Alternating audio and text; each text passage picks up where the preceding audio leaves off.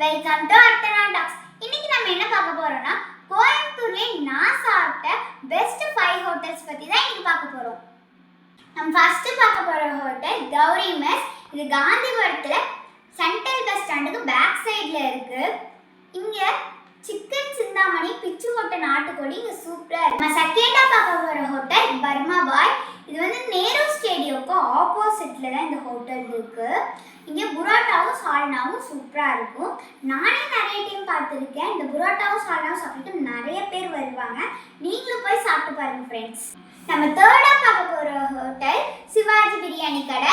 இது குடியமுத்தூரில் இருக்கு.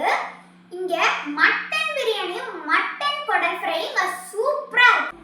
ஃபோர்த்தாக பார்க்க போகிற ஹோட்டல் சிஆர் பிரியாணி. இது வந்து குழந்தை கடைன்னு சொல்லுவாங்க. இங்கே வந்து மட்டன் பிரியாணியும் மட்டன் நல்லி இங்கே சூப்பராக இருக்கும். இது வந்து நம்ம உக்கடம் பக்கத்தில் இருக்க கெம்பட்டி காலனியில் தான் இருக்குது. நீங்களும் உங்கள் ஃபேமிலியோட வந்து ட்ரை பண்ணி பாருங்க. ஃபிஃப்த்தாக பார்க்க போகிற ஹோட்டல் லக்ஷ்மி நாராயணா.